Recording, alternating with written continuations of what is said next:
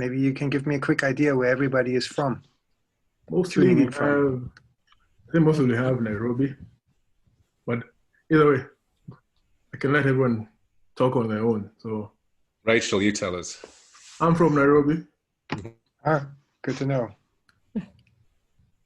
Yeah, Nairobi too. I'm from oh, sorry. Oh, Sorry, go yeah. on. Go on. You first. Sorry. I'm from Kampala, Uganda, but I'm based in LA right now, in California. Yeah. So you're in a different time zone altogether. Yeah, right. I just woke up. It's just 6:59. Oh, no rest for the wicked. Rachel. AM. Rachel. Yeah. Sorry? You know, we have our own LA here in Nairobi. Oh, We call it yeah? Langata. Oh, So yeah? for a second, I thought you're talking about Langata. Yeah. That's hilarious. I'm from Nairobi as well, but the outer parts of Nairobi. But Okay. still Nairobi. Cool. So yeah, I'm based in Frankfurt. I mean, it's kind of like smack dab in the middle of Europe, but only 2 hours behind you guys. So it's not that much of a different time zone after all. Nice. Nice to meet you. That's nice. Nice to meet you all. Yeah.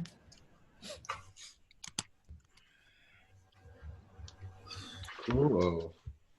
Yeah, I can see more guys joining in. Yeah, so that we can all start together.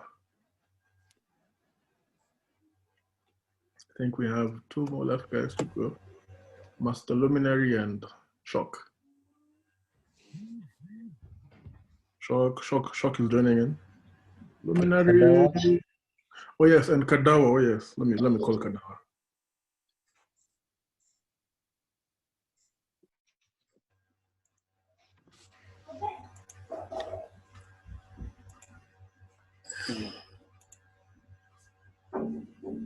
Yeah.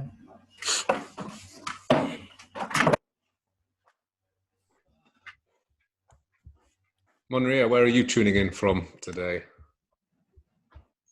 I'm currently in Maryland, in the US, but I come back to Nairobi next month, the end of next month. Global crowd. Oh, wow. I didn't know you were in the US. You should have visited, huh? I was supposed to, but then Corona happened. I know. Yeah. So you're stranded, or what's the problem? Not really. I was supposed to come back in July, but then the airports were still closed, so we extended my stay. Got it. Nice.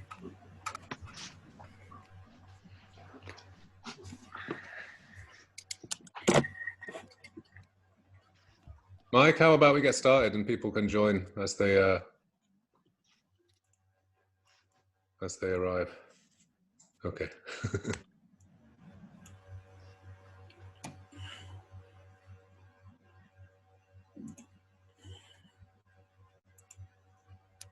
Come on, man. Come on, man.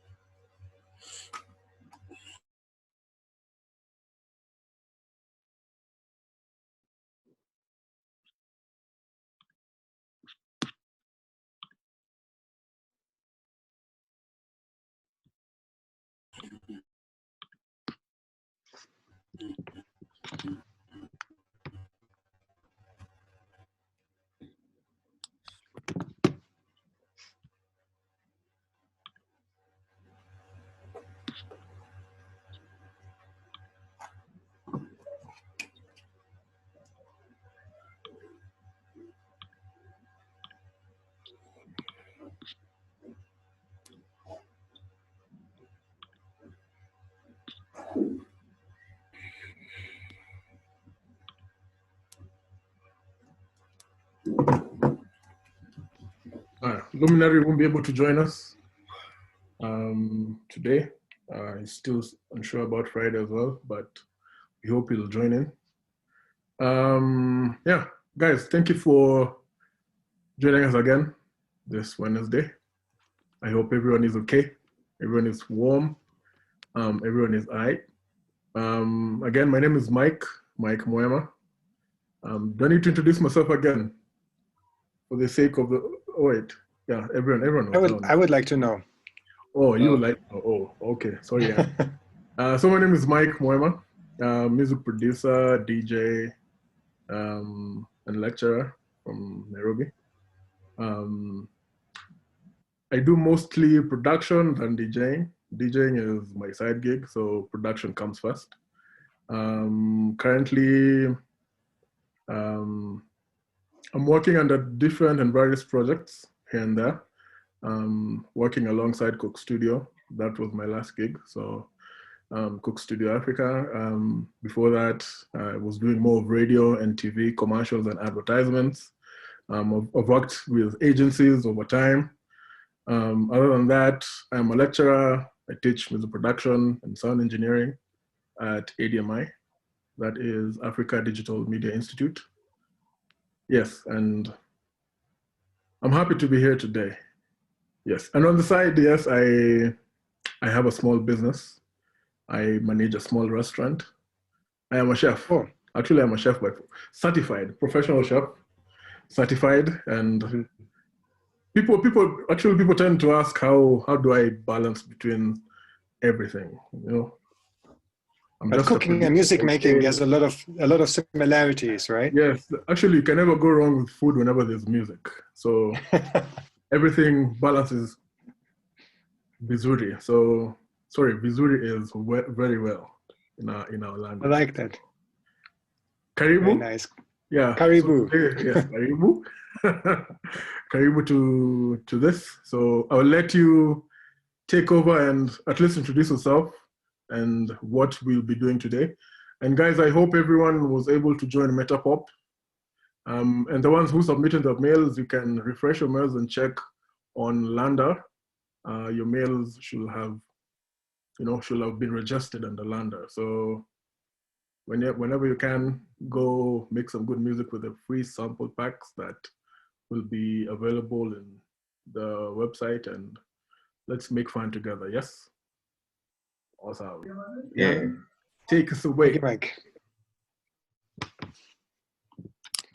All right, so I guess it's my turn now. My name is Jan, and I've been producing and releasing music for over 20 years. My artist name is Kabuki.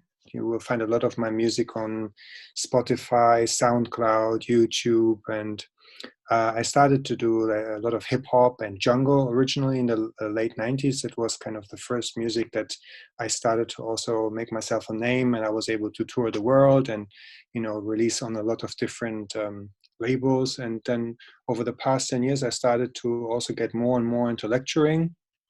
And I started to teach at the Ableton Institute here in Germany, focusing on sound synthesis, Max MSP, and also coincidentally remixing technologies, which is what the focus of our class today will be. And I already had the chance to be with Santuri last week, where I taught for the SimSima crew like a 2-hour class on sound synthesis. And that was really a lot of fun. I really enjoyed it. So I'm excited to be here with you today and share some of my my knowledge and also some of my ideas and concepts when it comes to remixing.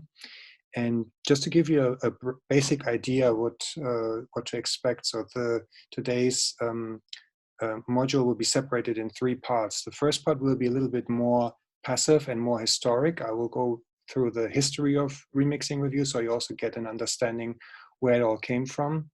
Then the second part will be more practical, where I show you 3 separate techniques that are very valuable when you do remixes yourself. And then the third part will be active, where we will take a look at the exercise we want to do today, which is where you all get to get your hands dirty. So, but more about that later. First of all, I wanted to give you a good understanding what it is that we're going to talk about today. And for this, I need to share my screen. Let me do that quickly. And you should be able to see this slide. So I put together a few kind of graphics because I feel this also makes it easier to understand. And there's also some sound examples I will show or play for you in this first part of the course today. And if you have any questions, please don't be afraid. You can kind of interrupt me anytime, or you can also post them in the chat. And then I think Mike will kind of go through them and bring them up. And we can also do a little Q&A at the end if there's any kind of issues you would still like to talk about. So yeah, remix, rework, reinterpret is the topic of today's class. And as I said earlier, we will have 3 topics that we will deal with. And I try to roughly break them down into like 30-minute sections and then also give you a little break in between. So first one will be the history of remixing, remixing techniques, and the real-world examples. So let's get started, first of all, with a very basic question, which is, what is a remix?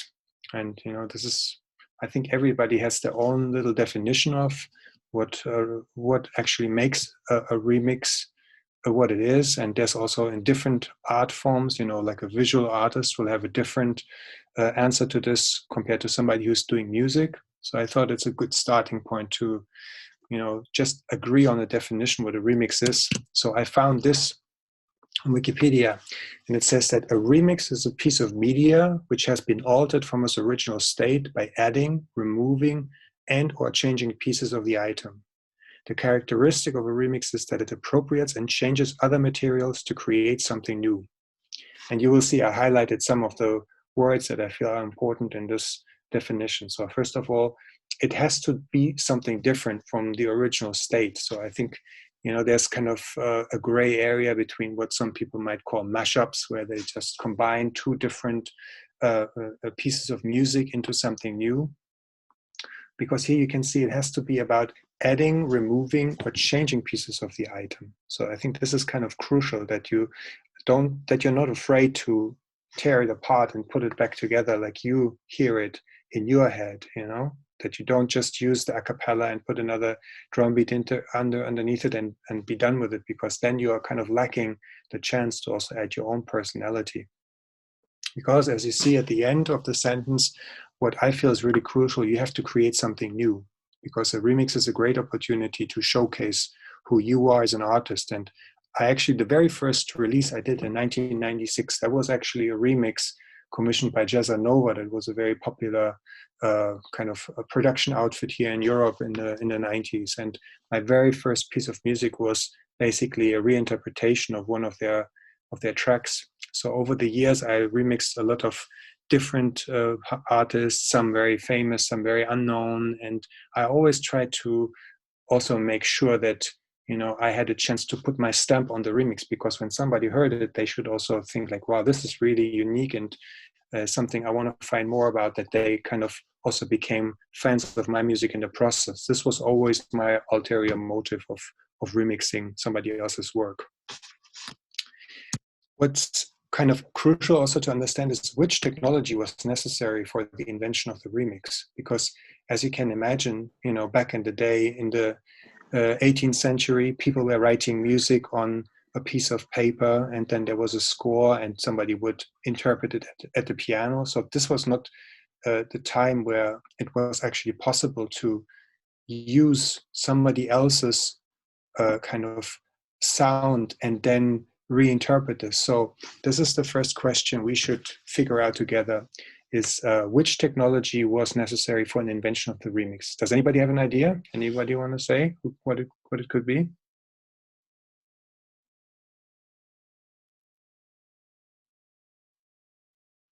I'll give you a hint. It might be also something that none of you ever worked with, because you're all much younger, I believe. But it's actually the magnetic tape, as you see here. It's a beautiful Studer machine that I also had the chance to work with every now and then. So magnetic tape was actually the very first medium where it was possible to record sound and alter sound, you know, by either slowing it down, pitching it up, stopping it, you know. In this sense, the magnetic tape or the tape deck functions very much like a record player, you know. You can also move the reels forward and backward and get kind of a scratching sound. So this is where it all started, when the very first recording was made, when the very first sounds were recorded to tape. This was really the era when, you know, people started to think about sounds not just as something around them in the environment, but they also started to understand that they could be also seen as musical, kind of musical elements. Because before that, music was when somebody sat down on the piano maybe, or there was a composition that was performed in a specific way. But all of a sudden, when people started to record stuff to magnetic tape and they played it back, they realized, hold on, there's actually music around us everywhere. There's music in the environment. And I now want to go with you through 3 good examples of historical phases of the remixing idea. And we will actually start with a music genre that's kind of was born in 1940, 1950 in France. And especially at this time when the tape recorders became portable. So you can imagine a tape recorder like the one I just showed you, that's very difficult to transport. But smaller, more portable tape machines were developed. And this also allowed people to record sounds in specific situations and then play them back later at their home. And then for the first time, maybe hear also a specific sound, you know, in a different situation, and then realize the musical quality. And I want to play you one example, and it might kind of be a little bit, how can I say, a little bit silly maybe for you when you hear it for the first time, but you have to understand 1940, when people heard this for the first time, and for the first time they actually started to sequence natural sounds. You know, they would take the tape and they would cut it apart and they would glue it back together, so they would have the same sound repeated after one another in a way that was not audible in nature. This was like really sensational and shocking for a lot of people when they heard it. So I want to play you one piece by this guy here on the right. His name is Pierre Schaeffer. And I think it's a great example of how people started to listen to the environment with new ears once they were able to record it to magnetic tape. So I'm going to play this. You have to give me just a quick note if it's too quiet or too loud, and then I can adjust the volume for you.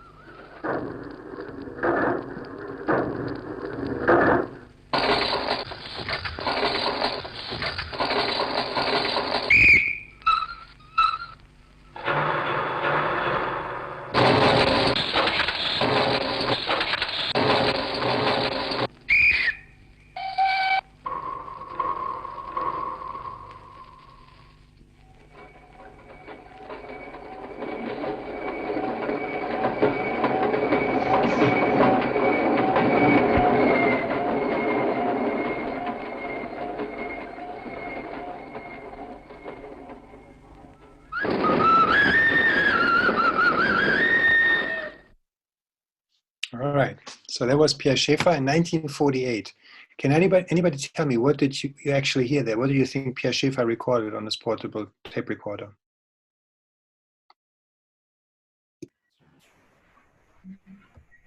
Train. Go ahead. sounds. Exactly, train sounds. So that's, I think, also where the title comes from. It's the Etude for Metal Chimneys. So I can only imagine him, you know, maybe standing at the platform and hearing the whistle and realizing that it is like a specific interval that he wanted to hear a couple of times to make up a melody, or, you know, sitting in a compartment and listening to the wheels running over the tracks and creating a specific rhythm, and he wanted to kind of loop that rhythm, you know, and create more like a structure through this. So I think it's for me still inspiring to have that state of mind, you know, when you walk around and you're just outside in traffic or you're in nature and you might hear something. And we all have a much better tape recorder than Pierre Schaeffer had in our pockets these days, which is obviously our phone, right? So I would really like you to also give it a shot when you're somewhere and you hear an interesting sound. Just record it on your phone and try to loop it up, and you will be super surprised what kind of cool rhythms and what kind of interesting melodies and phrases you will get out of this. So this is something like almost, I would ask you as for an assignment, you know, when you're out, just do it for once as an exercise for yourself, and you'll be surprised how much inspiration you can get from, you know, just listening to your environment with different ears and remixing the reality around you, right? So this is something we can still learn from Mr. Schaeffer and Music Concrete. Now we will jump forward in time to Jamaica, which for me is the second great example of remixing spirit. Right here we see Lee Scratch Perry, the famous reggae producer, also responsible for the great Bob Marley and the Wailers albums. And he's sitting here in his famous Black Ark studio, you know, where he really had quite primitive technology available, but he created some of the most influential productions that still stand the test of time. And I wanted to combine this with a little exercise, because we're not just listening passively, but we also have to understand and try to analyze what we're hearing. So actually we're going to listen to two compositions by Mr. Perry, one being a 7-inch cut by the Heptones, which was produced by Lee Perry. And this is basically the single that you would hear out for the dance, and that was kind of the commercial application of the production. But then, you know, legend has it that he just didn't pull up the fader for the vocals, and they realized, hold on, this is really magical, just hearing the drums and the bass and the rest of the instrument, and then just kind of, you know, flicking up the fader for the vocals for one instance, and hearing that, you know, drenched in echo. This was what gave birth to dub reggae. So this is the second version we will listen together. This will be the dub that Lee Perry created based on the Heptones single. So I would encourage you to take out a piece of paper and a pen, or just open Notepad on your phone and listen first of all to the original and try to understand the structure. It's a fairly simple pop song that you will hear. You know, you have like a verse, you have a chorus, you have a bridge. So it's nothing really too fancy. And then once you understand the structure of the original song and we listen to the dub, I also encourage you to identify the parts from the original in the dub version, and you will get a little bit of an idea of the inspiration that Mr. Perry had when he created this dub remix. And this is also then a great blueprint for you. You know, you can apply this concept then to your own remixes. This is something I always encourage any musician to analyze pieces and understand the kind of skeleton behind it, because this skeleton is yours then, you know, this blueprint, and you can apply that to your own compositions, and it's your own creation in that way. So this is something I want you to take away from this second part in our history of remixing, where we will first listen to the original and then to the dub mix, and together we will try to make sense of how did the dub mix evolve out of the commercial single. So here we go. First of all, We listened to the Heptones, Crying Over You, single version from 1977. Wow, what a legend, right? So this gives a completely different perspective on the original. And I just wanted to ask if anybody has a comment, or like, what was your feeling? Like, what was the inspiration? Or if you want to explain, like, what is the main difference between the dub and the original? Like, what would you answer?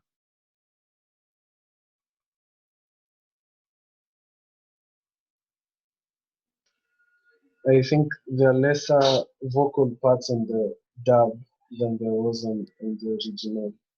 There's Exactly. more effects on the vocals and not Good so much observation. sounds. Good observation. So this is, I think, like one technique to keep in mind that you can always utilize when working on the remix. Basically, you take the parts that are considered to be at the forefront of the song, and you just kind of push them to the back, or you just remove them completely, because as you heard, he didn't even feature the hook of the song, right? You don't get to hear it once. You only get to hear the vocals of the bridge. And this is something you can hear also in other parts. For example, when you hear the horn riff for the first time, it's like a 3-part horn riff. You have a trumpet, you have a trombone, and a saxophone, I believe. And what he actually does is he takes out the trumpet that you hear, the highest note, and you only hear the second line, the trombone. And all of a sudden, the horn line gets a completely different character this way. So this is, I think, like a really cool attitude when you have the possibility to work on a remix. Look at all the parts and look especially at the supportive elements and try to give them a more prominent role, because this will show a completely different side of the song. And I think this is something that we heard here very well, that he used these sounds that were otherwise more buried in a mix, and you put them to the forefront, and you would add all these crazy effects and also use the effects as an integral part of the dub composition. When he would, for instance, use the skank of the guitar, this upbeat, and then just send it into the delay, and you would get these repeats coming in at like a dotted notes, this dang, dang, dang, dang going against the main beat. I almost feel like maybe this is inspired by the Nyabingi drums that he grew up listening to, where also have this counter rhythms. All of a sudden you have the standard 1-drop rhythm, and then you have this dotted 8-note rhythm going over it, just created by the delay repetitions slowly oscillating into feedback. And I think this is like a super creative way to get a different rhythmic pulse. You don't necessarily actually have to add another rhythmic layer. You can also use some of the existing parts of the song and then find ways how to manipulate them so that they get a different rhythmic quality. So this is, I think, something also I encourage you to do. Try to find the original productions and then the dub mixes and compare them and see, what elements all of a sudden come to the light and all of a sudden take center stage compared to the version that is considered to be the commercial application of the song. And you will learn so much from this. I think dub reggae is really a great treasure trove for understanding, with how little you can really get a maximum of impact. Cool. So we'll move forward to the third part in our time travel through the history of remixing. And this actually brings us to the genre disco, which I think is maybe a little bit seen through the wrong lens, maybe historically, and because also disco at some point got a very bad name. They bulldozed disco records to protest against the kind of effect the music had on the children of America. But it's a very harmonically rich and also from a technological standpoint, a production standpoint, very very high-grade music. A lot of the musicians, they came from a gospel background or a soul background, and really, really accomplished musicians playing great arrangements. And the person you sit there at the mixing desk is Walter Gibbons, and he's considered to be one of the fathers of the disco mix. And I think the idea behind the disco mix was at the time that, you also had the commercial format was the 45 that was maybe used to stock the jukeboxes, and that was played by the radio stations. But back then you started to have the very first discotheques as we know them now, nightclubs where people would stay out late and they would just dance, and there would be all the hedonistic aspects of nightlife as we know it. And so for them, just having a 3-minute song after the other was not the kind of momentum that they needed to, build up the night. So instead, DJs would actually start to make tape edits of these 45s. So they would record them to tape. They would edit the tape with a razor blade, stick it together so that the parts of the song where the dancers responded most to would, be able to, they were able to extend them essentially through these tape loops. And they would actually play their own tape edits in the clubs. And so this is the background on which somebody like Walter Gibbons then operated, where he was basically tasked by the very same record label that put out the pop single to also create what was then known as a disco mix. Yeah, so he is, I think, credited as to be the very first person to have released a commercially available remix. And what I find fascinating is the kind of creative artistry and also energy he was able to inject in those disco mixes he did. So you have to imagine, he only had this mixing board and he had a tape recorder and he had a razor blade and some sticky tape. And with this, he was essentially, editing the arrangement of the song. What we do today, we just can easily, load the digital file in our workstation, cut it up, and move it around, no problem. But once you actually have to do this in the real world, it's very complicated. It's very time-consuming, frustrating, and it requires a high degree of skill. So we're going to do the same exercise that we just did with the Heptones single. So we will listen to the original. It's a song by a group called 10%. And again, it's the short version that was for the jukeboxes or for radio airplay. And then afterwards, we will listen to Walter Gibbons' 12-inch disco mix. And you'll be amazed how he's able to kind of give the song a completely different structure. How also, like Lee Perry, he's taking instruments that take the backseat in the original and puts them to the forefront. How he's removing kind of the cliche hook vocals and just kind of restructuring the song in a way that it just is much more appealing to people who are dancing, for hours and hours. And I think this was kind of like the birth maybe of the remix as we know these days. So I suggest you to do the same that we just did earlier. Also keep a piece of paper handy, try to listen analytically, like what instruments do you hear, what structure do you hear? And once you have an idea of that, we will listen to the remix and I guarantee you'll be blown away. So here we go. Wow, right? What a genius. So there's a lot to unpack here with what he did and the kind of approach he took. But I think there's one very clear parallel with what we heard also with Lee Perry earlier. Is he focused really on stripping it down to essentials. And when he was using vocals, he was at first just bringing in the harmony, only the background harmony that you heard normally in the hook pushed to the back. This was his first kind of exposing the vocals for the first time. And as you all mentioned, like it's really surprising at the very end, kind of like when everything has been said, that's when he allows the main singer to also have a few bars in there. And the whole percussion section is brought to the front. He took the shaker that is only audible in the outro of the single version, and he kind of copied that throughout the song, which I think is also like giving the whole thing much more drive, and the way he pushes the bongos is also just giving it a lot more kind of that rhythmic flavor. And yeah, let's talk about the climax, because for me that's always like one of the parts that I'm amazed how he was able to put this together, because maybe if you find the time after our session, listen to the original again. Basically this part only goes and that's it, right? So it's just this one short phrase, and he basically goes in and he takes this phrase and he copies it. I assume he copied it on another tape, all the individual instruments that kind of played together stacked up in the original, and then he kind of showcases them one after the other, and the energy builds and builds and builds.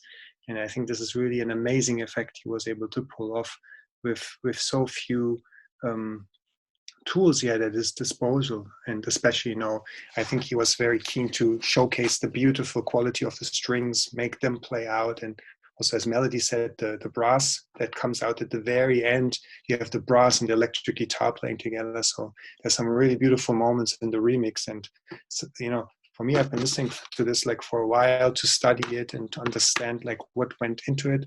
And there's just so much to kind of appreciate about the work that goes into something like this. And this is also, I feel like, where a remix is like a legitimate, unique composition, if you go back to the very beginning of our discussion where we talked like what constitutes a remix, it's you need to embellish, you need to take out stuff, you need to kind of change the dynamics between the elements, and you need to make it your own, right? This is the most important thing. And I think that's really what he did beautifully here.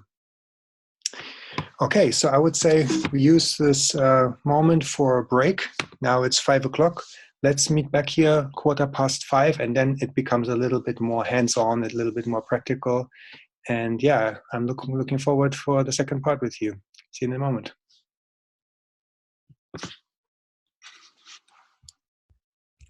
So I'm going to pause the recording and I'll leave the stream on so that people can hang out here or go get a cup of tea or whatever you need to do. No, so 15 minutes on rare. So it's 5 o'clock here in Germany. So just like, meet back. Meet back in 10 or 12 or 13 minutes. Okay. Yes, 5:15. All right. Of very popular songs from like historical bands, like even the Beatles or the Rolling Stones and the Wailers and so on. All the original master tapes got recorded to like digital format and somehow found their way on the net.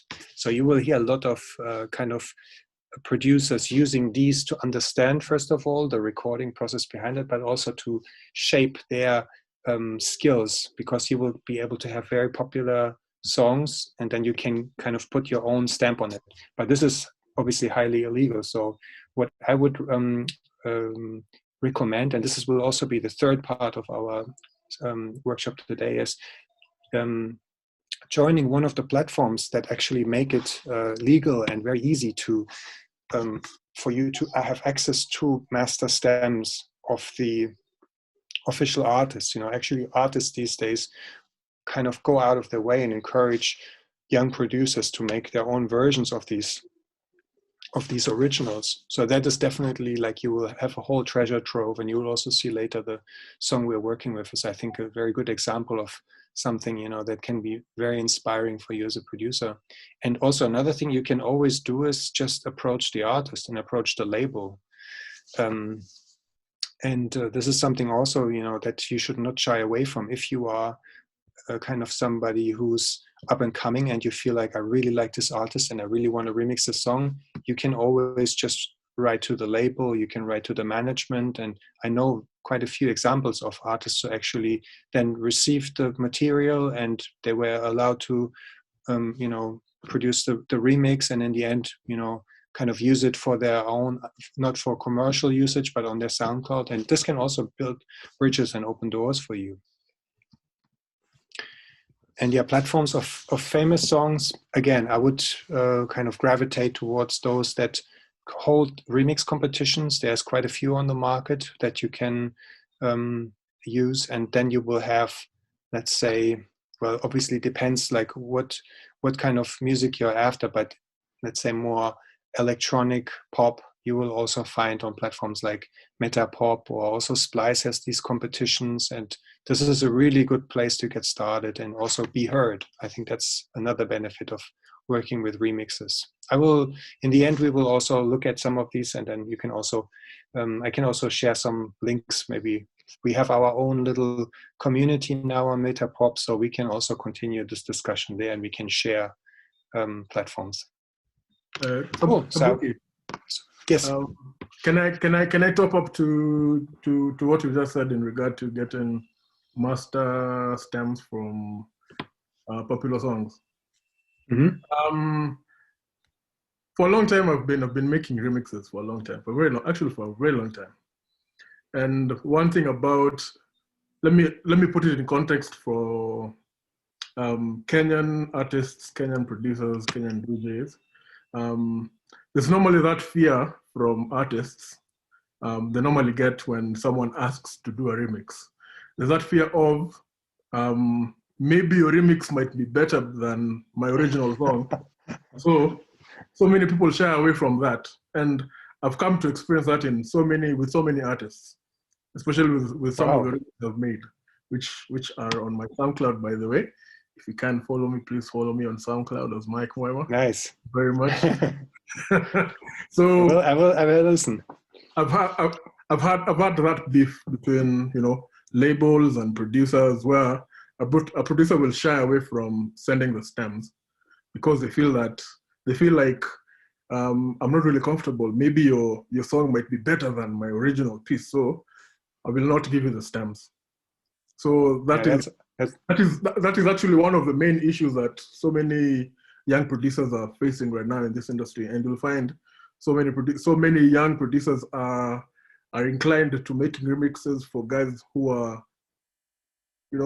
from Europe, from the States and everything, but not Kenyan made. You get. So I don't know how we can try and curb that whole package, but it's just about the artist and the producer, as well as it's good for the producer to network at the same time. Some Absolutely. People, some Kenyan artists will prefer, I'll have to listen to the catalog first before I allow you to remix my music. I can't just give you my stems just like that. You get. So at the same time, it's good to create your own catalog of music at the same time. True. Have a stream where you can direct this person to go listen to more of your remixes. You get. So in my own perspective, that's how I see it. Interesting. Yeah, maybe that's like very specific for the Kenyan market, maybe. And also what you said is also true. I think you need to have some kind of catalog that you can kind of, when somebody wants to see examples of your work, that they can also get an idea. Okay, this is what this person stands for. This is the kind of image he has, or this is the kind of sound that he portrays, and this is also some maybe direction I want my music to be associated with, and I want to maybe kind of join, and in that sense then it's like a win-win situation, I would say. So of course it's a good point. You also need to first create your own catalog and show like who you are as an artist, and I think then you need to be persistent, as you said, making it kind of like don't taking it personal if you get rejected, because this is kind of just the daily practice, when you are trying to make it, especially in the music business. But yeah, maybe you get lucky, you never know, and you just have to keep trying. That's the only way how you can do it. Yeah. Can I add one more thing? Sure. In regard to now the remixes, how I've come to achieve getting the trust of an artist. I'll include split sheets in the whole process. There's one thing I normally tell my students in class. It doesn't matter if you're doing a free project or a recorded project. I mean, a paid project. Always include a split sheet in everything that you do. As much as people might look at remixes as substandard, but you can make money from remixes. Actually, you can make a lot of money through remixes. If guys can do a survey and check original music versus remixed music, you'll find that most remixed songs or other tracks have so many views and so many listens than the original song. So it's just a matter of having a split sheet with an artist. A percentage of splits and royalties that the artist can get and you can get. Maybe have them on the higher side and you take the lower end, so that everybody's benefiting. And even that will encourage this artist to even recommend it to other artists, to make more remixes for them. So that is how I did my own way of remixing with artists now. That is how I gained, great example. That is how I gained a lot of trust with this artist at the same time. Great example, because also you are basically generating free income if you kind of make sure that all the bottom end works out, that you have it clear, like what is the split in terms of the royalties or the mechanicals. And yeah, I think that's the more professional also you approach them and you make it clear that this is something you know about and you take serious, I think also the more serious you will be taken by the artists. Because also obviously if you are somebody who worked on the song and it's very dear to them, they also want the other person to have the same kind of respect for it. So I think it's very important to always have this kind of attitude when you approach somebody for corporations. Cool. So I would say just before we get too much into the more kind of business side of things, I still wanted to show like a few technical little tricks for you. So for this, I'm going to share my screen again, and I'm going to go to the next slide where I'm talking about three kind of techniques that I find very relevant. So first being isolation, second one being reharmonization, and the third one being the groove extract. Especially since we're all dealing with Ableton, I try to kind of tailor this to Ableton Live so that you can also maybe follow some of these techniques and try to make them your own. So I'm going to give you an example of instrumental isolation. So this is something I experience quite often when I receive the materials for a remix. So often it's actually not that you get full stems or you get individual tracks, but sometimes you will only get the released version, the mastered version, plus the a cappella, or you will just get the mastered version and the instrumental, right? So often you are missing one or the other. And I want to show you a really cool trick that uses the laws of physics to get what you want, even you don't have it. So for this, I'm going to quickly open this Ableton session, and I need to set the output to Zoom audio. Then you should all hear what's coming from my workstation. So the example I'm showing you today is just as an example. This is actually not something that I received, but it's a production that I released like half a year ago. It's a collaboration with a producer from Hawaii and then also a reggae MC from Bristol. And what I here have actually is the master, plus I have the a cappella. And now I want to show you, first of all, let me quickly play it to you. This is the mastered version. I saw a step it, fully focused, deep rooted. No, me nah go left it, pan the rhythm, watch me coof, cough, quaff it. Natural is the vibe, I never stress it. Music, I me live it, me never second guess it. Right, so this is everything, the whole, all the instruments mixed down to a stereo channel. And here I have the vocal bus, just the vocal track, the a cappella. I saw a step it, fully focused, deep rooted. No, me nah go left it, pan the rhythm, watch me coof, cough, quaff it. Natural is the vibe, I never stress it. So if you would get something like this, and you actually wanted to extract some of the musical elements of the song, you're stumped because you have the a cappella, right? But you can't use, let's say, this little kind of bleep effect in the back. Or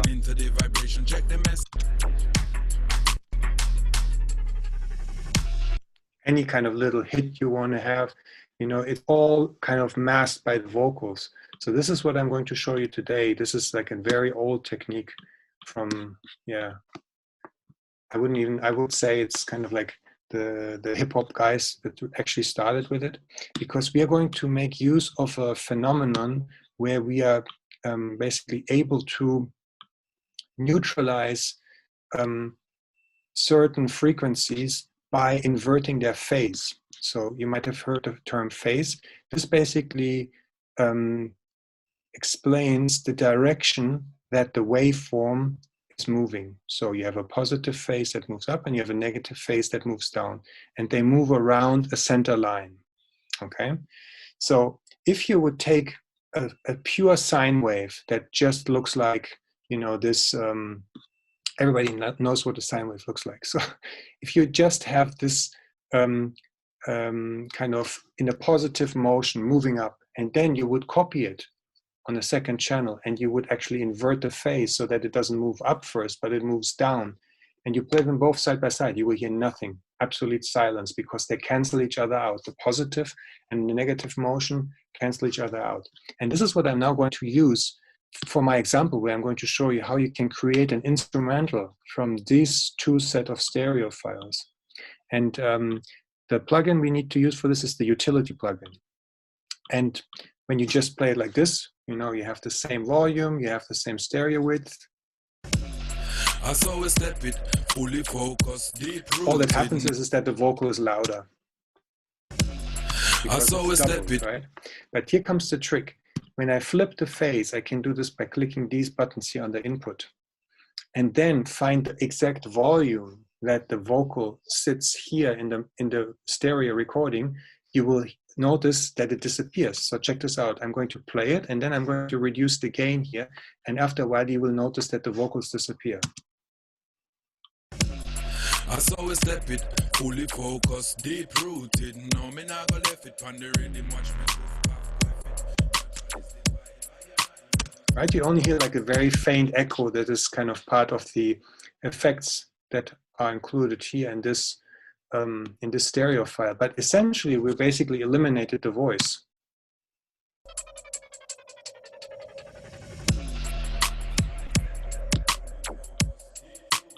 No, me not go left it.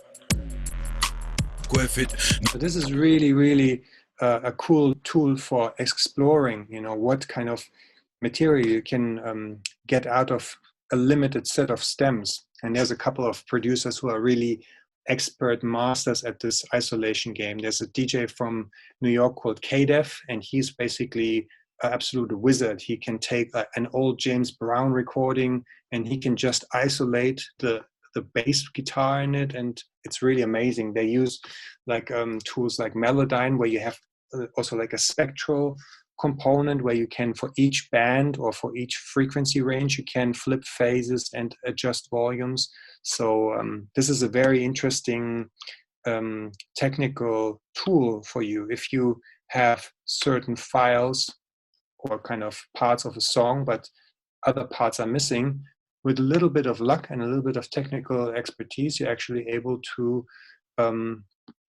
generate them yourself. So just keep in mind, you need to have the utility plugin, you need to flip the phase for the left and the right channel, and you need to find the right volume.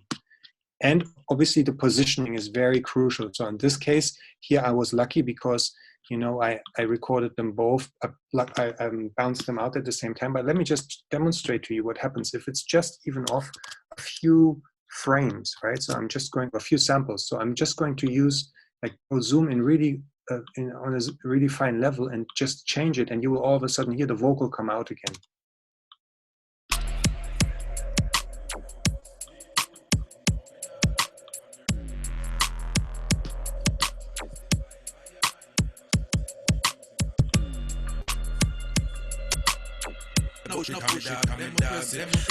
Respect culture.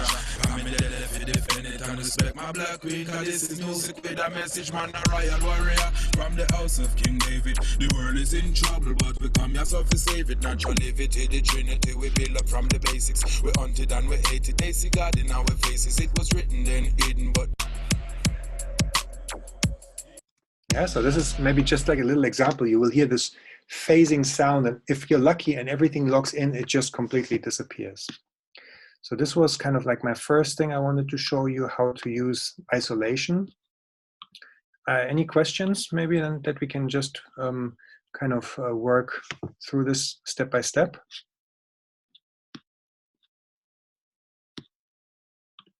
Cool, then we move to the next section, which is actually reharmonization. And for this, I wanted to show you a quick example of a remix I actually did for a group. It's a brass band from New Orleans called the Hot 8 Brass Band. And I was asked by the label to do a remix for one of their singles called Can't Nobody Get Down. And we're just gonna listen to a little bit of the original so that you get an idea.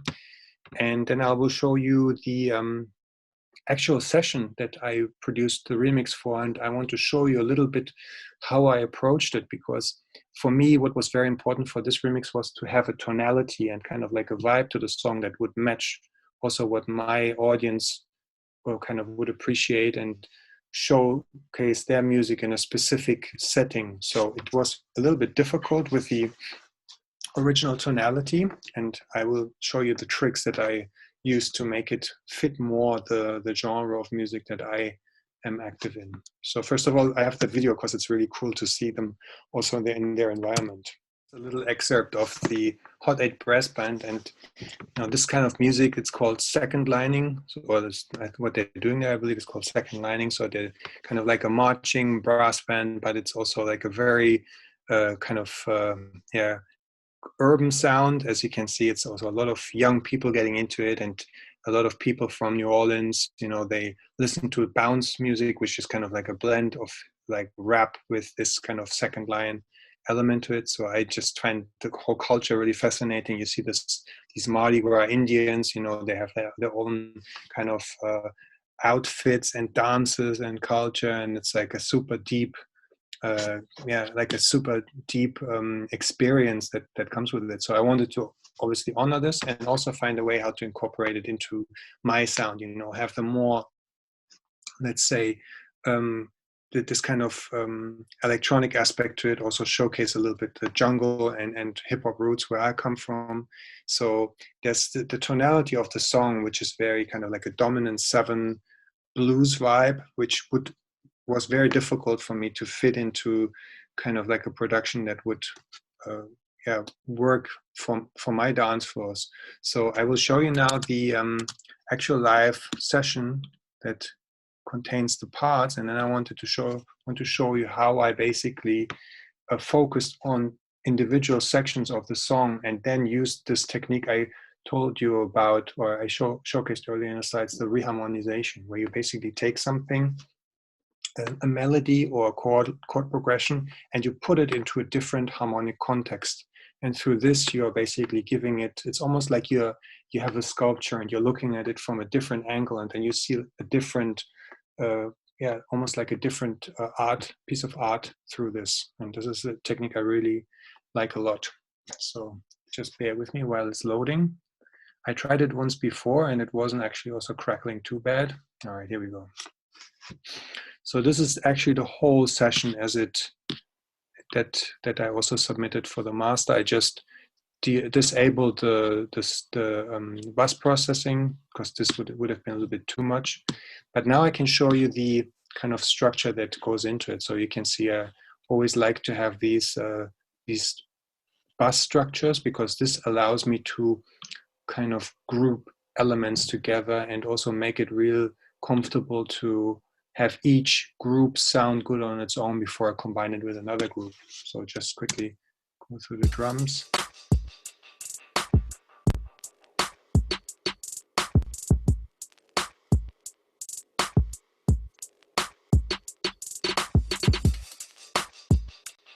All right, so this is kind of like a pretty standard 808 with some electronic instruments added to it. Now, the interesting part where the harmonization comes in is here, this what I call the music bus, right? Music bus is where I add all the kind of musical elements like harmonies, chords, and so on. And here you will see I have already kind of grouped different brass sections. So I have a trombone, intro, main, and these are then my chords that I use to put these in a different light. So let me quickly show you just how they sound on their own. This is the trombone for the intro.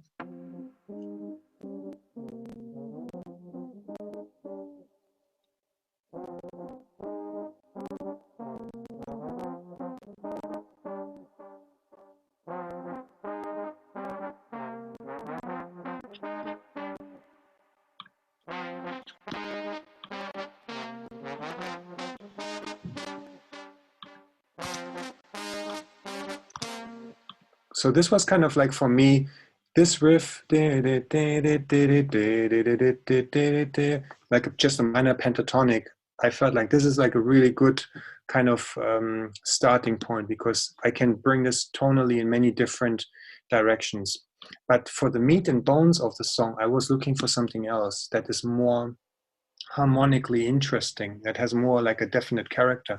And I actually found it in a trombone riff that is playing behind a saxophone solo in the original. So again, you remember we talked about earlier when we listened to the Lee Perry dub, or we listened to the disco edit. Take something that is not so much at the front of the original and make it the center part. So this is actually what I've done here. So listen, this is the trombone part. This is my main melody.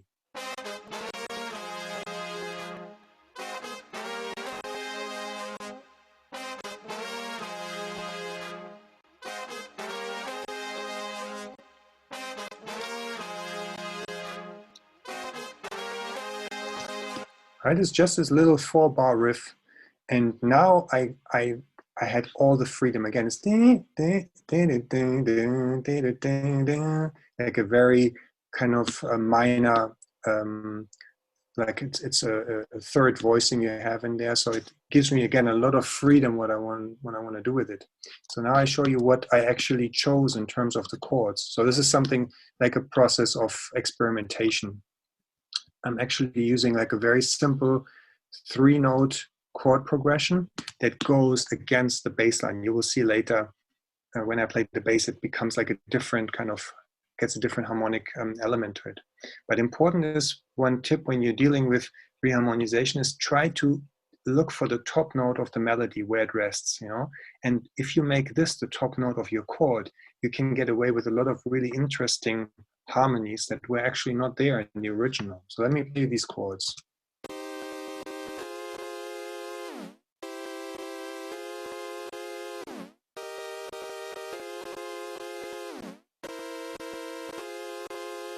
Right, it almost has a little bit like a Bach flavor, like a Bach chorale. And you will also notice that the second and the fourth chord are the same. So at the moment, it's also not that much movement there. Let me just play you this together with the trombone.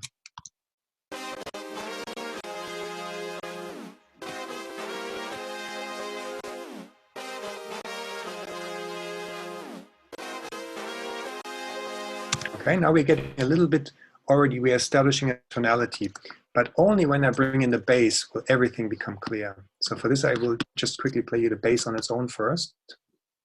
This is like a really heavy kind of, the main bass, I'm using this synthesizer called Hive. I actually produced a couple of, like a preset pack for these guys from the developer, and it's like a very simple subtractive synthesizer with a lot of modulation possibilities, but you can just use the built-in analog from Ableton for what I'm doing here, because let me just play you the bass line on its own.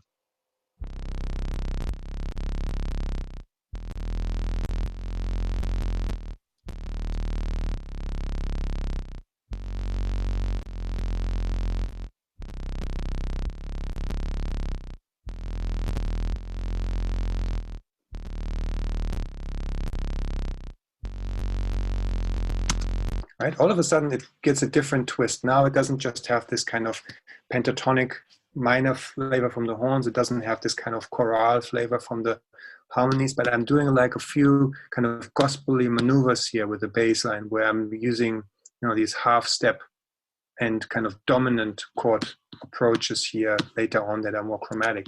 Now, check this out. When I play you these 3 parts together, the bass, the trombone, and the chords, you will realize this is the actual theme. This is where now everything comes together.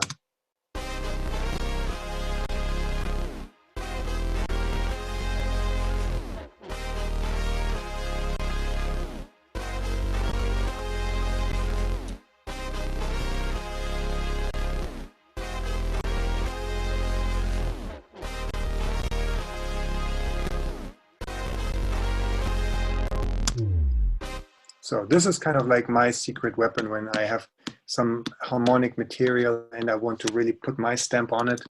Reharmonization is really like a great tool to get mileage out of some kind of aspect of an original song and really turn it into your own. And really it comes down to finding a melody or like a part of the song that has kind of like a certain openness to it. Like you noticed here with this horn riff, it has not such a fixed tonality. You could, you know, hear it in different ways. And then finding this interesting angle that I talked about. And often what I would recommend you, if you want to experiment with something, just play the melody on the keyboard, just double it. And then when you have an idea of the melodic structure, take note on which notes of the melody is it resting, right?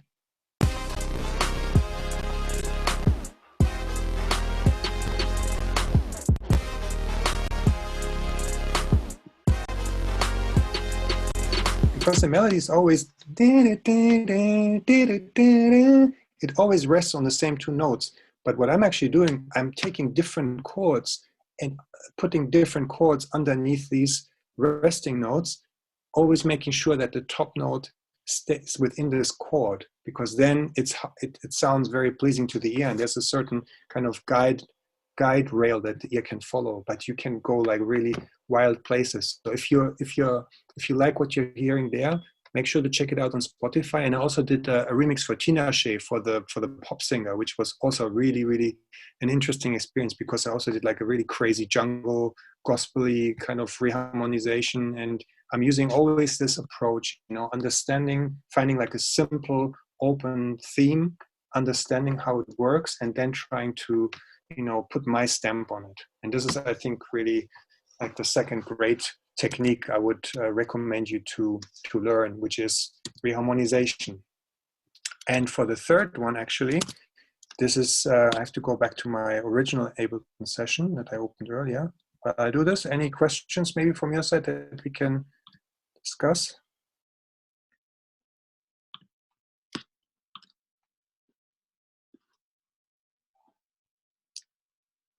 Cool. So actually, last part I wanted to show you is the groove extract. And this is also like a really, really nice feature, especially in Ableton. This is really convenient. So I just used, I put a couple of my favorite drum breaks in here. You might know them. Skull Snaps, it's a new day. Famous for the usage in the Matrix, the hallway shootout scene. That's where most people, when they hear it, they remember it. Or this one I also like a lot, Sesame Street by Blowfly.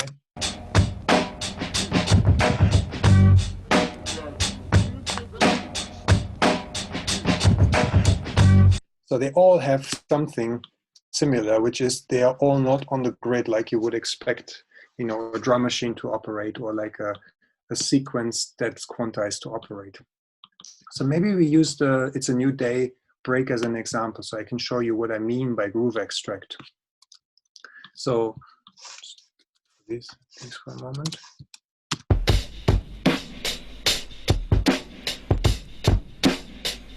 So the first order is always to find like a clean bar of the break.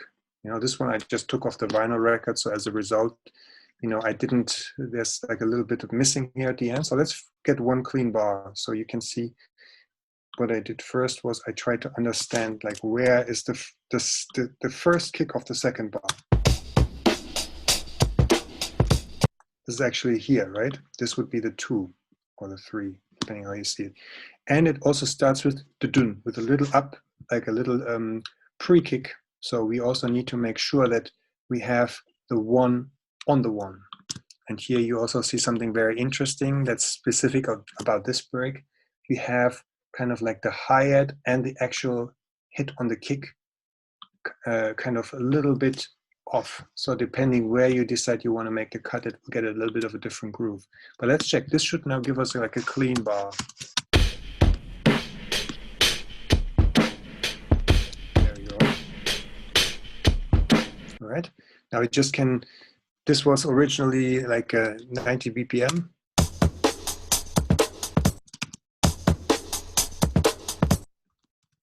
Loop it up.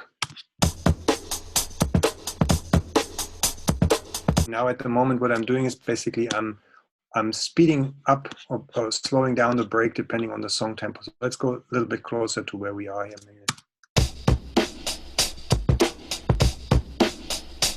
we go. I really love that break. So now I show you how we can, you know, there's something about the break that I want to incorporate into the rest of my production. And you can do this by, first of all, I'm going to cut the file so that there's all the excess is trimmed off, and we only have the kind of parts that we are interested in. And you can already see, like, this is pretty crazy, right? The second kick is on, the snare is way early, like it has all these kind of strange artifacts, but still it's the groove that it's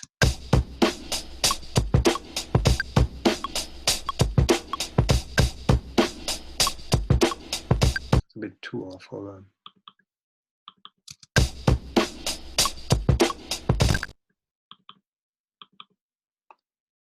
See what happens.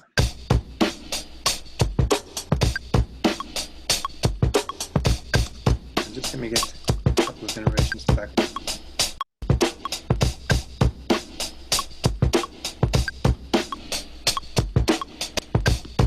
Here we go.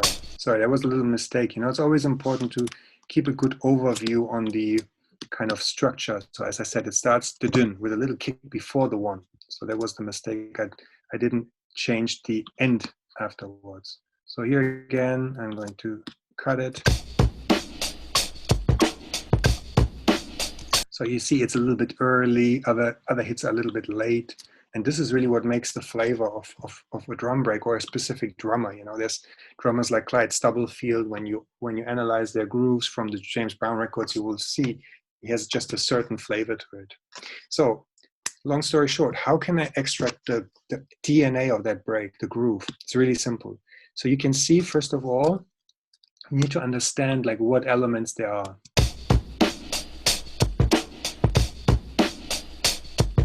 Right, so for each of these kind of kick, snare, hi-hats, and so on, there's these little transient markers here on the top.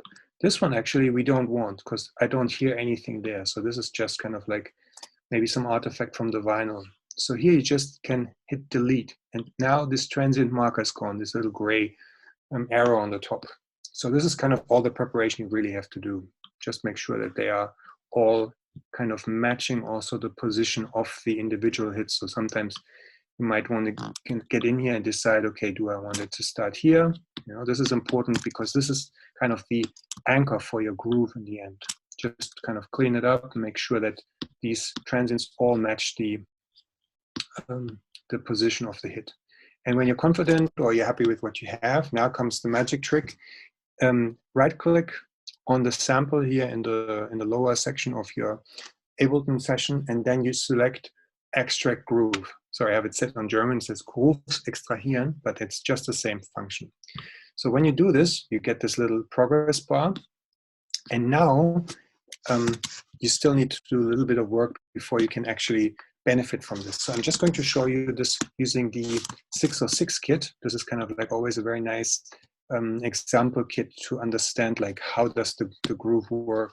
So you can see I have the it's a new day sample here. I have the 606 kit, and now I'm just going to add like a little MIDI file, sorry, a little MIDI clip, and I'm just going to program like a really basic rhythm for you to hear, and I'm just going to focus on this for now. So just make it really quick.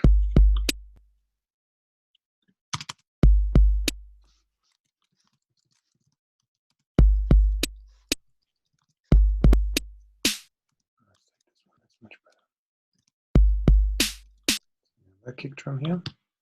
Now you can always preview your sounds. Let's take the shorter one, that makes more sense.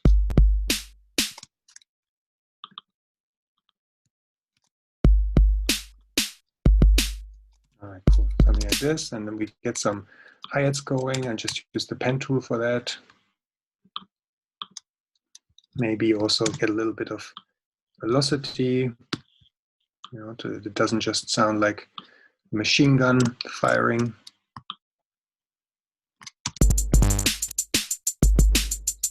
Cool, I can live with that. So now when I listen to this, it's just like a super straight machine, like a drum, like a break, just or like a beat coming out of a drum machine. Like there's no human feel to it because it's just everything is on the grid. And now this is the moment where our groove comes into play. So check this out. We actually extracted the information, how much each of these hits is off the grid, either early or late. And now we can apply this to our groove we have here. And to do so, all you need to do is here on the left side, you might have noticed there's a section called clip. And here you can select a groove. And you can see it's a new day mono clip. This is the name of the audio file that we use to extract the groove from. And now if I select this, this is non-destructive. So all the hits here will still be perfectly on the position you put them in the sequencer. But when I press play,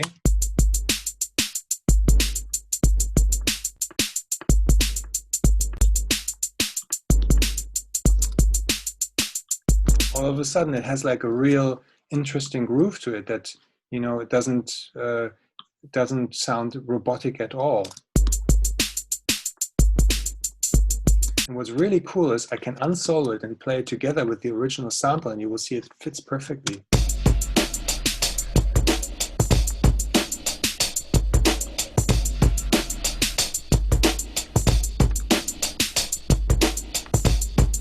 Right? So this, I really love this effect that you can take the DNA from a drummer and kind of apply it to your production.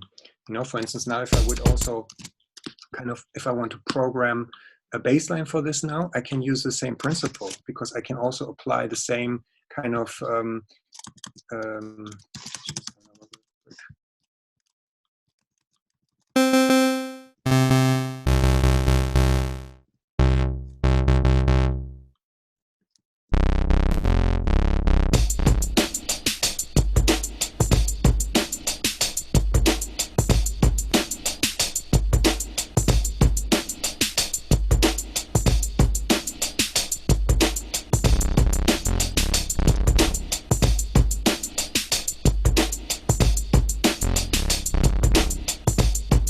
I just recorded this really silly thing.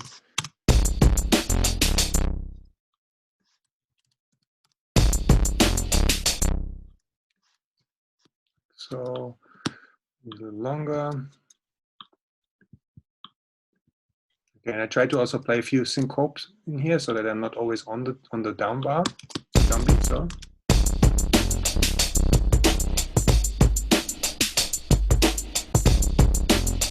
Loop it up like so.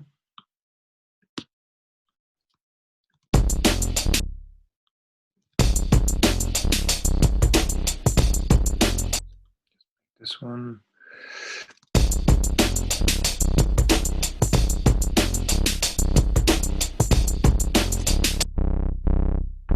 Again, we're very much on the down, on the specific grid, you know. And now if we apply the groove to the bass line,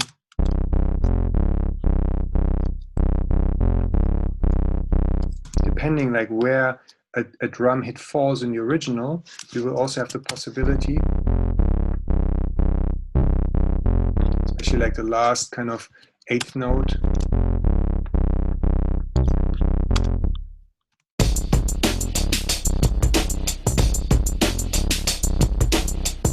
Here, the little octave at the end, bidu, it has this kind of real funky groove that we just extracted from the original drum break. And then in the end, maybe you also don't even want to have the original sample. You just want to have the DNA from that sample. So now if I mute it,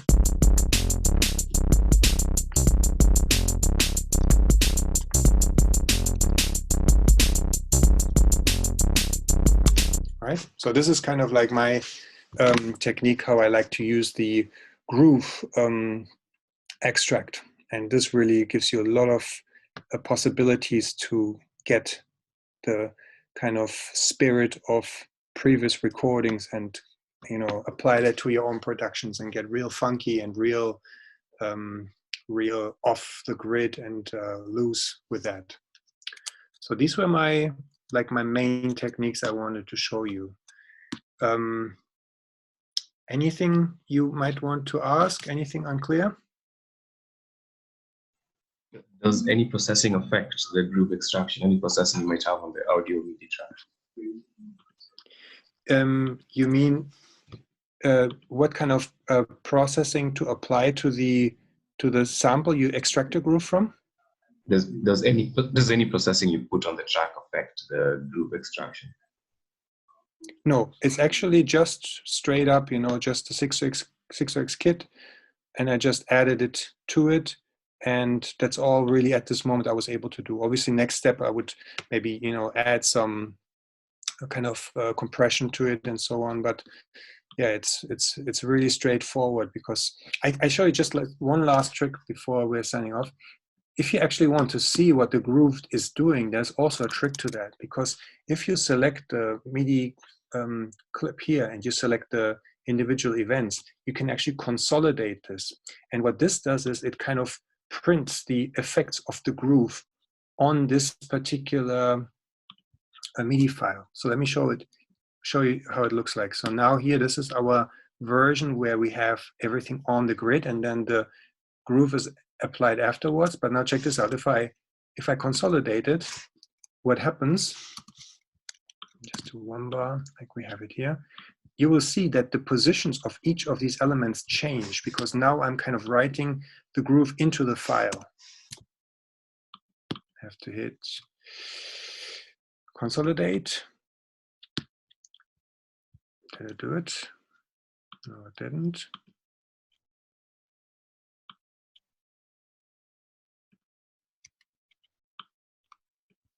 Ah, sorry, here it is. They moved it around. It's commit now. If I hit commit, boom, you see all the kind of elements shuffle around, and you're no longer on the grid at all. And also the groove disappeared from here, because now it's applied to the individual hits in your MIDI file. You see the snares before the 2 and so on. So this is a great way to also understand, like, what is the groove actually doing to my programmed rhythm. Okay, cool. So this is kind of like a few techniques for you to understand how to apply maybe, or how to get started when you're stuck with a remix, or you don't know exactly like what is the techniques that you can use for that. So as a last thing, before we have to wrap it up today, I wanted to discuss real world examples. You know, we talked about earlier about these sites that offer remix competitions and so on. So today you all were asked to sign up for the Metapop site, where we have our own little secret Santuri group, which I'm excited about.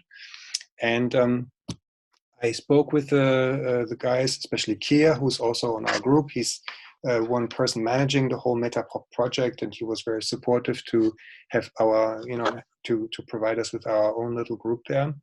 And basically what we have now, we have stems for an ongoing remix project by a British producer called Kamal Williams. And I downloaded or I put the files for you already onto the Santuri, what's it called? The Santuri drive, right?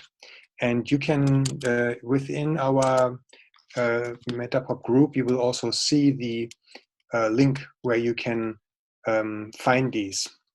And I'm just kind of unpacking these stems for you right now, so we can have a look together at this, and then just get an idea where, you know, what kind of things we can do with these stems. So just bear with me for a moment. I'm just going to open up a new project.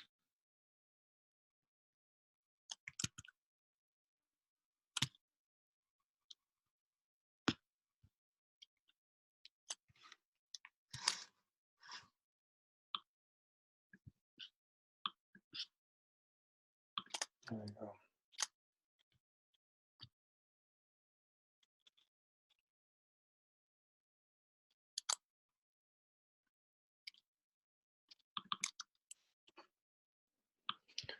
So here you see we have dry stems, drums, multi-track, and mix stems.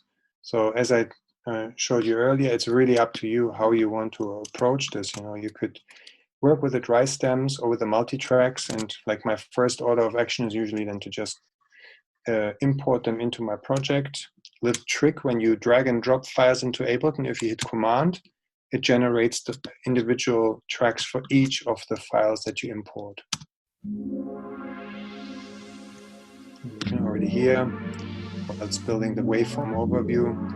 You know, I picked this song because there's a lot of really cool harmonies and kind of melodic aspects and really cool drums that you can, you know, take it to many different kind of directions, and hopefully also find something that fits your particular style.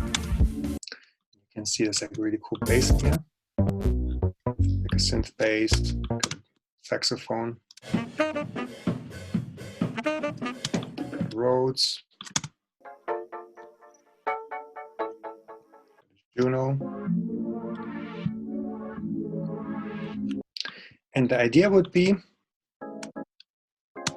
that you all see this as an assignment where you download the stems from our drive, you unpack them, you listen to them, and then you try to understand, like, what is the vision that you have, how the song could also sound. You know, maybe something that's very prominent in the original is something that you want to not hear so loud in your mix, and vice versa. And then once you have kind of something you like, you can upload your own remix to our secret group. And I would be very interested to hear what everybody's doing. And I hope we can all use this as a platform to communicate and give comments and encourage each other, so that in the end, everybody who participated in our session today also kind of has a chance to do an actual remix experience, or get an actual remix experience where you can really also, you know, what we only talked about in theory also apply to the reality. And if you are really happy with your remix in the end, you can actually enter the competition that comes with this remix, where you can actually win prizes, and you can also, you know, have the chance to make your name on a big platform that hosts musicians and producers from all over the world, and hopefully extend your kind of reach and your network this way. And I just think this is a great opportunity for all of you, maybe to also get started and to reach out and see who else out there is in the world who will support you, or who's like-minded. And yeah, as I said, I'm very excited to hear what you will come up with. Thanks so much.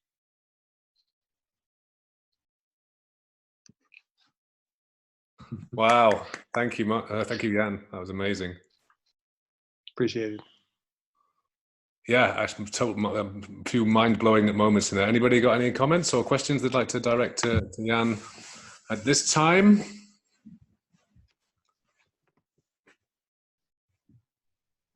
Did we get the PowerPoint presentation?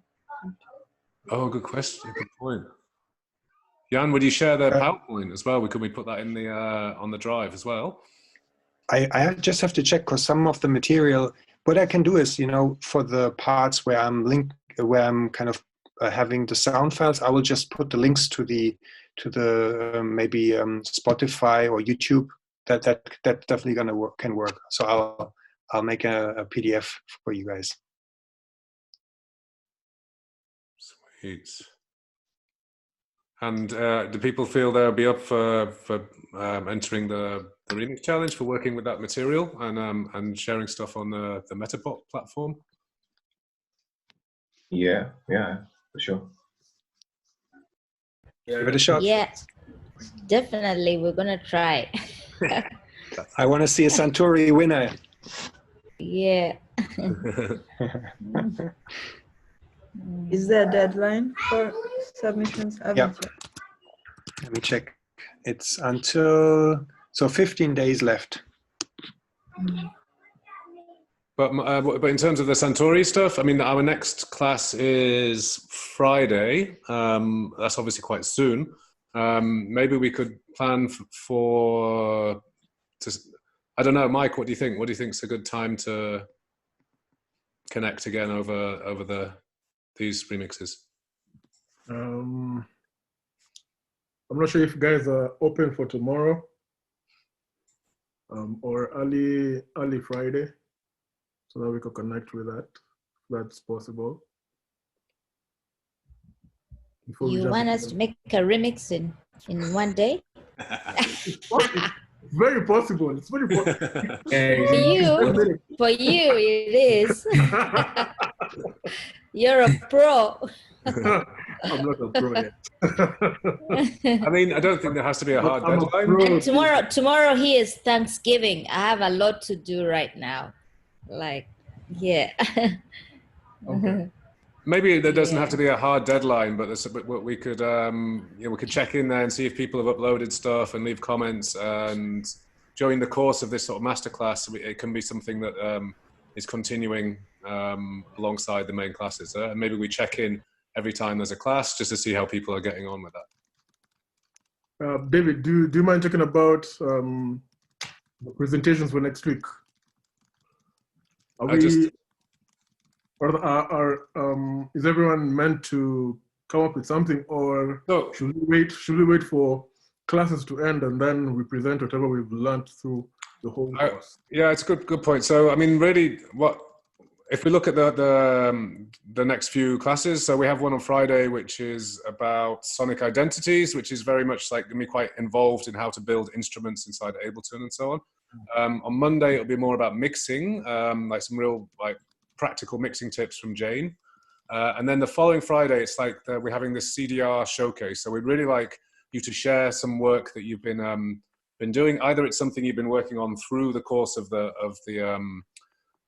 these sessions, or maybe it's just another piece that you've also been working on. That's fine as well. It really would be nice if you could have a piece that you're happy to share, and are happy to also discuss a little bit about, say, okay, maybe I use this technique here, blah blah blah. So yeah, next Friday, a week on Friday. Can I suggest something? Yeah. Can I suggest something? Is it possible if everyone was given that whole time to maybe recreate the remixes, and then we have them submit or rather present on that day of the showcase? So everyone presents their remix on next Friday? Yeah. Is that what you're saying? Yes. Yeah, that's great. I'm just also thinking though that that's a lot. It's in terms of a showcase, it'll be 10 different versions of the same track, which is also fine. But maybe everyone could aim to do that, and one of their other original tracks, so that we have some. Yeah. Oh, and also it could be worth mentioning there are some other stems on the G drive, which is from Santuri East. I don't know if you all know him, the Tanzanian musician. Santuri did a record with him a few years ago. He has some new material that he is offering up for remix as well. So maybe we treat that as a separate thing, and those that are interested in doing a remix for Santuri can maybe contact Mike or I separately, and we can talk about that as well. Okay. So is that clear? So everyone would aim to have something to present next Friday, whether it's a remix and something else, or yeah, let's aim for that. Sound good? Sounds good to me. Yeah. I'm gonna put this. Yeah. Oh, got Linda's putting a hand up here. Hang on. Allowed to talk. Linda, hello. Hello. Oh, hi everyone. I think Kabuki answered my question. But yeah, very exciting considering I'm from the SimSima, the introductory classes. So I'm excited to make some remixes as well and showcase that. Linda, I'll invite you again. Linda, I'll invite you this, so that you can also take part. Thank you, David. Okay, that was I'm really blown away. I thought that was fantastic. I'm going to upload this recording as soon as possible tonight for those that missed it, and then we'll share it in the channel. Otherwise, Mike, I think the same time, isn't it, on Friday? Yeah, same time. Yeah. Great. So everyone give it up for Jan for sharing his knowledge. Yay! Thank you guys and girls. It was great to meet you. Jan, Great to meet you. you Can we get mentioned- your links, Jan? Your Yes. social links? Or Yes, absolutely. So actually the best, I'm going to put it in here as my homepage, because actually I kind of stopped using social media at the moment, and you can find all my latest music and my videos and everything on my homepage, like on one spot. And you can also, there's my email address on there. You can always drop me a line if you have any questions or so. I'd be happy to stay in touch with you. and why the name Kabuki? Can I ask?